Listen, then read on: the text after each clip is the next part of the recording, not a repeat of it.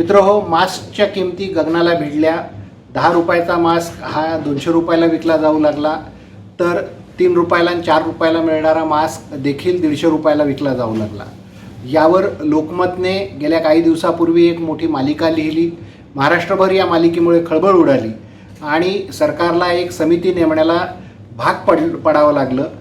आरोग्यमंत्री राजेश टोपे यांनी 4 सदस्यांची एक समिती नेमली आणि त्या समितीचा देखील सातत्याने लोकमतने पाठपुरावा केला की तुमचा रिपोर्ट काय येत नाही आहे म्हणून. शेवटी त्या समितीने आज आपला रिपोर्ट राज्याचे आरोग्य सचिव डॉक्टर प्रदीप व्यास यांना सबमिट केला. त्या रिपोर्टची प्रत लोकमतकडे आहे आणि त्या रिपोर्टमध्ये अनेक गोष्टी आणि मास्कचा काळाबाजार कशा पद्धतीने चालला होता हे समोर आलेलं आहे. हा रिपोर्ट मी आपल्याला दाखवू शकतो. हा तो रिपोर्ट आहे जो सरकारनं दिलेला आहे समितीने आणि याच्यात अनेक गोष्टी समितीने उघडकीस आणलेल्या आहेत. एक एक मुद्दे मी आपल्याला याच्यातले सांगणार आहे.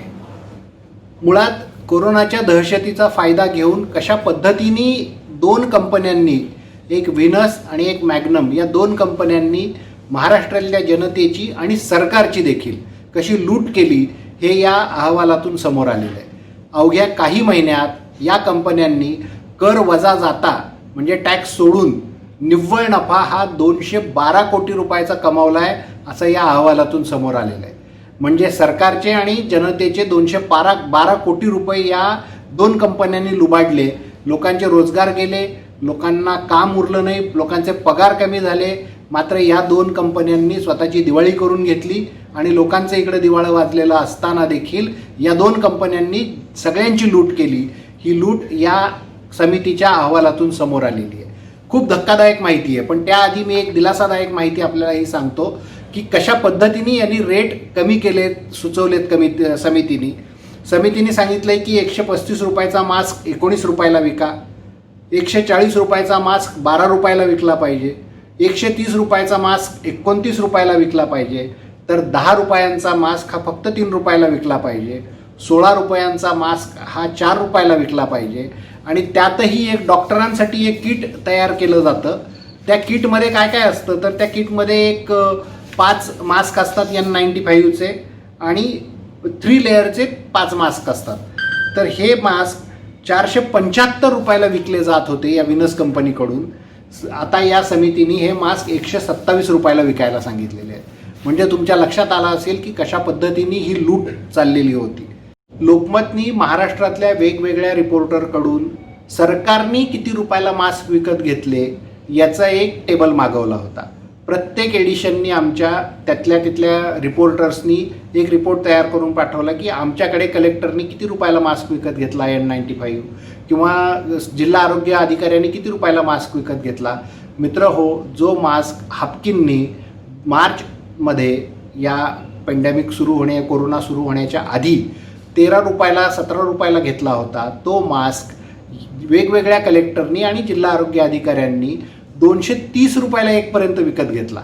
कोट्यवधी रुपयाचे मास्क मधल्या काळात विकत घेतले गेले. हे लोकमतनी सगळं स्टिंग ऑपरेशन करून सगळे कागदपत्र गोळा करून लोकांसमोर ठेवलं. आणि तुम्हाला आठवत असेल की याच्यावरचा एक व्हिडिओ देखील आम्ही केला होता. तो व्हिडिओ कोणता होता त्याची लिंक देखील इथं डिस्क्रिप्शन बॉक्समध्ये तुम्हाला दिलेली आहे. तुम्ही ती लिंक क्लिक करून बघा, तुम्हाला तो पूर्ण व्हिडिओ पाहायला मिळेल. आता या समितीचा काळाबाजार, समितीने ज्या पद्धतीने सगळं चव्हाट्यावर आणलं या 2 कंपन्यांचा काळाबाजार, समितीने GST कमिशनरला सांगून GSTला यांनी किती रिटर्न फाईल भरले ह्याचे रेकॉर्ड मिळवलेले आहेत, ते देखील लोकमतकडे आहेत. या समितीने खूप खोलात जाऊन माहिती घेतली तेव्हा त्यांनी एक कॉस्ट ऑडिटर देखील नेमला समितीने आणि कॉस्ट ऑडिटरनी कशा पद्धतीने या 2 कंपन्यांनी किमती लावलेल्या आहेत याचा खोलात जाऊन तपास केला. खूप विस्तृत माहिती समितीने गोळा केली. त्यांच्या ॲनेक्शरमध्ये हे सगळी कागदपत्र जोडलेली आहेत. या समितीमध्ये राज्य आरोग्य हमी सोसायटीचे मुख्य कार्यकारी अधिकारी सुधाकर शिंदे होते. त्यांच्या अध्यक्षतेखाली ही समिती नेमली होती. हापकिन बायो फार्मास्युटिकलच्या व्यवस्थापकीय संचालक सीमा व्यास या समितीत होत्या. याआधी राजेश देशमुख हापकिनचे प्रमुख होते, तेव्हा ते या समितीवर होते. त्यांनी काही दिवस या समितीत काम केलं. नंतर ते पुण्याला कलेक्टर म्हणून गेले आणि सीमा व्यास या कमिटीवर आल्या. त्याशिवाय सार्वजनिक आरोग्य विभागाच्या संचालिका डॉक्टर साधना तायडे देखील या समितीत होत्या. FDAचे जॉईंट कमिशनर मंत्री हे देखील या समितीत होते. या समितीने व्हीनस आणि मॅग्नम या 2 कंपन्यांच्या कारखान्यांना भेटी दिल्या, त्यांचे रेकॉर्ड मागितले आणि समितीने एका ठिकाणी असंही लिहिलेलं आहे की आम्ही वारंवार यांना रिपोर्ट मागत होतो, कागदपत्र मागत होतो, पण व्हीनस कंपनी आम्हाला कागदपत्र द्यायला तयार नव्हती, समितीला चौकशी करण्यात कुठलंही सहकार्य द्यायला तयार नव्हती. म्हणजे यांचे वेस्टेड इंटरेस्ट किती जोपासले जात होते हे तुमच्या लक्षात आलं असेल आणि त्यामुळे समितीला हे लोक सहकार्य करत नव्हते 2 कंपन्या. आणि आकडेवारी जेव्हा या रिपोर्टमध्ये आलेली आहे ती खूप धक्कादायक आहे. मी मुद्दाम तुम्हाला ती आकडेवारी सांगणार आहे. एकट्या व्हीनस कंपनीचा 2016-17चा आर्थिक वर्षातला टॅक्स वगळून म्हणजे टॅक्स भरल्यानंतर निव्वळ नफा जो मिळतो, नेट प्रॉफिट ज्याला म्हणतो, तो 3,71,00,000 रुपये होता 2016-17ला. 2019-20च्या आर्थिक वर्षात या कंपनीचा नफा झाला 15,70,00,000 आणि 2020-21 म्हणजे आता या चालू आर्थिक वर्षात जेव्हा कोरोनाची साथ एप्रिलमध्ये सुरू झाली आणि मार्चमध्ये कोरोना सुरू झाला आणि एप्रिलमध्ये नवीन आर्थिक वर्ष सुरू झालं, ह्या अजून वर्ष पूर्ण व्हायचं आहे. 31 मार्च 2021ला आर्थिक वर्ष पूर्ण होईल, पण या 6 महिन्यात या कंपनीचा नफा हा 125 कोटीच्या घरात जाईल असं या अहवालात म्हटलेलं आहे. एका कंपनीचा मॅग्नम कंपनी आहे. मॅग्नम कंपनीचा 2016-17चा निव्वळ नफा 25 लाख रुपये होता फक्त. 2018-19च्या आर्थिक वर्षात या कंपनीचा नफा टॅक्स वजा जाता 57 लाख रुपये झाला. 2019-20मध्ये या कंपनीचा नफा 30,25,00,000 झाला आणि ही रक्कम कर भरल्यानंतरची आहे. तर चालू आर्थिक वर्षात या कंपनीने 87,61,00,000 रुपयाचा नफा होईल असं म्हटलेलं आहे. तेवढ्या पैशावर त्यांनी टॅक्स देखील भरलेला आहे. हे देखील या समितीच्या अहवालातून समोर आलेलं आहे. मित्रहो, या समितीने काही शिफारसी केलेल्या आहेत. अत्यंत महत्त्वाच्या अशा शिफारसी आहेत. त्यातली सगळ्यात महत्त्वाची शिफारस जी आहे ती अशी आहे की ज्या पद्धतीने N95 मास्क बनवले होते आणि ज्याला आपण म्हणू की त्याला हे असतं, विंडो असते, मी तो वॉल असतो, हा मास्क मी तुम्हाला दाखवतो ज्या पद्धतीचा इथे वॉल आहे, असे वॉल असलेले मास्क वापरू नयेत असं केंद्र सरकारने सांगितलेलं आहे. समितीने देखील अशीच शिफारस केली की असे मास्क वापरायची गरज नाही. समितीच्या पुढच्या शिफारसी आहेत की निर्धारित केलेल्या किमतीमध्ये उत्पादन खर्च आणि इतर सर्व घटक समाविष्ट आहेत. समितीने ज्या किमती दाखवलेल्या आहेत ना, त्या किमतीचा चार्ट तुम्हाला इथं स्क्रीनवर दिसेल. आधी मी तो चार्ट दाखवतो आणि मग शिफारसी सांगतो म्हणजे तुमच्या लक्षात येईल. हा चार्ट मी वाचतो, तुम्हाला स्क्रीनवर दिसेल. N95 मास्क व्ही शेप सध्याची किंमत 135 रुपये, समितीने सुचवलेली किंमत 19 रुपये. N95 3D मास्क सध्याची किंमत 135 रुपये, सुचवलेली किंमत 25 रुपये. N95 विदाऊट वॉल सध्याची किंमत 95 रुपये, समितीची किंमत 28 रुपये. N95 MH कप मास्क 135 रुपयाचा 49 रुपयाला विका असं सांगितलेलं आहे. N95 मास्क विदाऊट वॉल 105 रुपयाचा 29 रुपयाला विका असं समितीने सांगितलेलं आहे. 713 WN95 6WE cup without wall असं त्या मास्कचं ट्रेड नेम आहे किंवा त्याचे जे काही टेक्निकल स्पेसिफिकेशन आहे त्याच्यानुसार हे नाव ठरतं. तर हे 130 रुपयाचा मास्क आहे, तो 37 रुपयाला विकायला सांगितला आहे.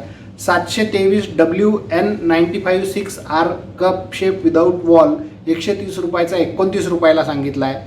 ISI प्रमाणित FFP2 मास्क म्हणजे आपण ज्याला 2 लेअर मास्क म्हणतो, तो 10 रुपयाला हे विकत होते. कुठल्याही दुकानात जा तुम्ही, जनरल साधा मास्क 10 रुपयाला मिळतो, तो 3 रुपयाला विकायला सांगितलेला आहे. Triple layer surgical with melt हा मास्क 16 रुपयाला विकला जातो आहे, सध्या तो 4 रुपयाला विकायला सांगितला आहे. आणि जसं मी सांगितलं, डॉक्टरांसाठीचं जे किट आहे 5 N95 मास्क आणि 5 3 लेअर ब्लोन मास्क हे 475 रुपयाला सध्या विकले जात आहेत, ते 127 रुपयाला विका म्हणून सांगितलेलं आहे.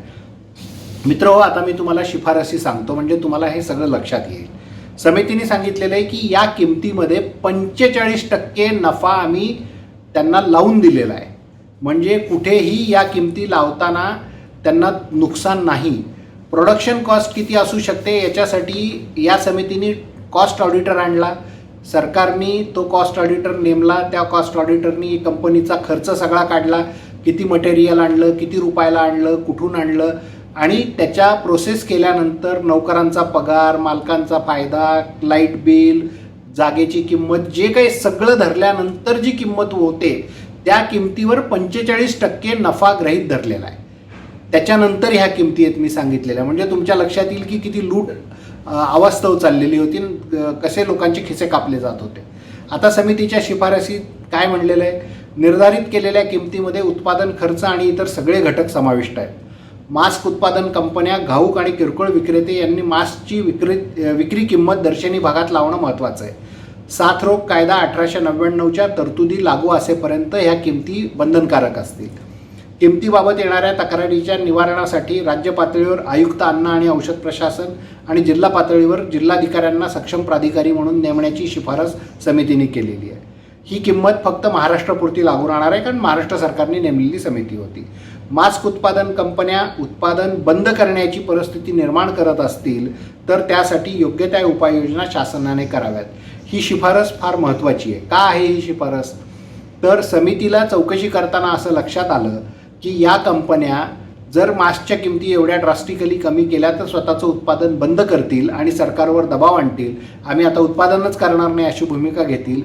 त्या प्रसंगी सरकारने या कंपन्या ताब्यात घ्याव्या, स्वतः प्रोडक्शन सुरू करावं सरकारने आणि जनतेला आणि शासनाला माफक दरात हे मास्क उपलब्ध करून द्यावेत. नफेखोरी कुठलाही कायदा करा म्हणून सांगत नाही, खिसे कापा असं कुठलाही कायदा सांगत नाही. तुम्ही लेजिटिमेट पैसा कमवा, त्याच्याबद्दल कुणाचा आक्षेप असायचं कारण नाही. हे जे दर ठरवून दिले त्याच्यात 45% नफा गृहीत धरलेला असताना तुम्ही जर लोकांचे गळे कापून पैसे कमवणार असाल तर सरकारने या कंपन्या ताब्यात घ्याव्या, स्वतः चालवाव्या आणि ह्या जे कोणी यांनी लूट केलेली आहे 212 कोटीची यांच्यावर फौजदारी गुन्हे दाखल करावेत, अशी लोकमतची भूमिका आहे या बाबतीतली. मास्क उत्पादन कंपन्यांनी त्यांचं उत्पादन थेट आरोग्य सेवा देणाऱ्या संस्थांना विक्री चालू ठेवण्याबाबतच्या स्पष्ट सूचना द्याव्यात अशी शिफारस केलेली आहे. थेट विक्री करताना त्याचं मूल्य कमाल विक्री किमतीच्या 70% जास्त नसावं अशीही एक शिफारस आहे. अशा वेगवेगळ्या शिफारसी या समितीने केलेल्या आहेत. मित्रहो, लोकमतनी एक विषय लावून धरला होता, त्याचा लॉजिकल एंड करण्याचा प्रयत्न केला. समितीचा अहवाल आलेला आहे. आता हा अहवाल आरोग्य सचिवांकडे गेला आहे, तिथून आरोग्यमंत्र्यांकडे जाईल, मुख्यमंत्र्यांकडे जाईल आणि येत्या कॅबिनेटमध्ये याच्यावर निर्णय होणं अपेक्षित आहे. माझं या निमित्ताने लोकमतच्या वतीने आरोग्यमंत्र्यांना आणि मुख्यमंत्र्यांना थेट आव्हान आहे की आता वेळ घालवू नका, तातडीने या शिफारसी अंमलात आणा आणि जनतेची आणि सरकारची लूट ताबडतोब थांबवा. नमस्कार.